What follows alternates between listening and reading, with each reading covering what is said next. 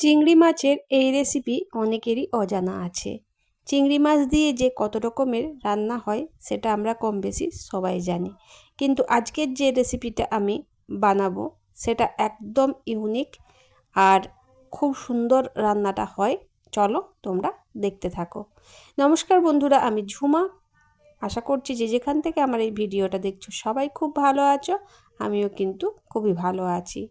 চিংড়ি মাছের এই রেসিপিটা করার জন্য আমি 250 গ্রাম চিংড়ি মাছ নিয়েছি। মাছগুলোকে ভালো করে ধুয়ে তারপর নুন হলুদ মাখিয়ে নিচ্ছি। নুন হলুদ মাখিয়ে এখানে বেশিক্ষণ রেস্টে রাখার প্রয়োজন নেই, আমি সাথে সাথেই রান্নাটা এখানে করে নেব। তোমাদের হাতে যদি সময় থাকে তাহলে নুন হলুদ মাখিয়ে একটুখানি এটা রেস্টে রেখে দেবে। কড়াই বসিয়ে দিয়েছি, কিছুটা পরিমাণে সাদা তেল খুব ভালো করে গরম করে নিয়েছি। তারপর চিংড়ি মাছগুলো আমি ভেজে নিচ্ছি। খুব বেশি ভালো করে ভাজার দরকার নেই, একটুখানি তেলের মধ্যে উল্টো পাল্টা করে নিলেই কিন্তু হয়ে যাবে, কারণ এই রেসিপিটার জন্য চিংড়ি মাছের খুব বেশি পরিমাণে ভাজার দরকার নেই। দেখো আমার এখানে ভাজা হয়ে গেছে, তোমরা এভাবেই কিন্তু ভেজে নেবে চিংড়ি মাছগুলো। তোমরা কিন্তু আন্দাজটা নিজেদের পরিমাণ অনুযায়ী নেবে। আমি এখানে 250 গ্রাম নিয়েছি, তোমরা বেশিও নিতে পারো আবার কমও নিতে পারো। কিন্তু চিংড়ি মাছ দেখবে যতটা পরিষ্কার করার আগে লাগে, পরিষ্কার করার পর কিন্তু অনেকটাই কমে যায়। তাই 250 গ্রামের নিচে কিন্তু কেউ চিংড়ি মাছটা ব্যবহার করো না। চিংড়ি মাছ আমার ভাজা হয়ে গেছে, আর চিংড়ি মাছগুলো আমি তুলে নিয়েছি একটা পাত্রে। তারপরে আমি ওই তেলের মধ্যে দিয়ে দিয়েছি কিছুটা পাঁচফোড়ন। তারপর একদম ছোটো ছোটো করে কিছু আলু আমি কেটে রেখেছিলাম। আমি এখানে একটা আলু ব্যবহার করেছি, বড় সাইজের আলু। তোমরা দুটো তিনটে দিয়েও করতে পারো, এর সাথে কিন্তু ক্যাপসিকামও অ্যাড করতে পারো।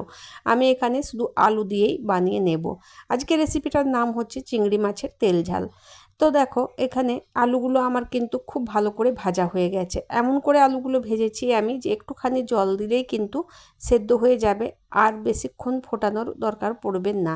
তারপর ওই তেলের মধ্যে দিয়ে দিয়েছি আমি একটা পেঁয়াজ, মিডিয়াম সাইজের পেঁয়াজ নিয়েছি। পেঁয়াজটা কুচিয়ে রেখেছিলাম, সেটা আমি দিয়ে দিয়েছি। আর পেঁয়াজটা আমি একটু লাল লাল করে এখানে ভাজবো। পেঁয়াজটা আমার এখানে ভাজা হয়ে গেলে আমি একটা বড় টমেটো কিন্তু এখানে কুচিয়ে দিয়ে দেব। তোমরা টমেটোর পেস্ট ব্যবহার করতে পারো, সেক্ষেত্রে কিন্তু টমেটোটা এখন দেওয়া যাবে না যদি টমেটোর পেস্ট ব্যবহার করো। তো এখানে আমি দিয়ে দিয়েছি পরিমাণ মতো, এখানে হলুদ দিয়েছি আর পরিমাণ মতো এখানে লবণ দিয়েছি। তারপরে খুব ভালো করে এখানে একটুখানি ভেজে নিলাম। এবার একটু ঢাকা দিয়ে রেখে দিলাম যাতে টমেটোটা মেল্ট হয়ে যায় এর সাথে, সেরকম ঢাকা দিয়ে রেখে দিলাম। কিছুক্ষণ পর ঢাকা খুলে দেখাচ্ছি এখানে টমেটোটা ভালো এখানে মেল্ট হয়ে গেছে। তারপরে এখানে আমি একটুখানি রসুন আর আদা পেস্ট করে রেখেছিলাম, সেটা এর মধ্যে দিয়ে দিলাম। এইখানে কিন্তু মশলাটা আমাকে খুব ভালো করে ভাজতে হবে, কারণ আদা আর রসুনের একটা উগ্র ঝাঁঝালো গন্ধ থাকে, সেটা যেন অনেকাংশেই কমে আসে, সেই জন্য খুব ভালো করে ভেজে নিতে হবে। তারপরে এখানে এক এক করে আমি মশলাগুলো অ্যাড করব। এখানে আমি দিয়েছি সামান্য পরিমাণের চিনি, দিয়ে দিয়েছি হাফ চা চামচ মতো এখানে জিরের গুঁড়ো, আর দিয়ে দিয়েছি হাফ চা চামচ মতো কাশ্মীরি লঙ্কার গুঁড়ো। ঝালটা কিন্তু তোমরা তোমাদের পরিমাণ অনুযায়ী দেবে। এখানে আমি লঙ্কা আমি পেস্ট করে নিয়েছিলাম আদা রসুনের সাথে, তাই আর আলাদা করে এখানে আর লঙ্কা অ্যাড করলাম না। তো খুব ভালো করে একটুখানি জল দিয়ে তারপরে মশলাটা ভালো করে কষিয়ে নিলাম। এবার আমি দিয়ে দিলাম চিংড়ি মাছগুলো আর আলুগুলো।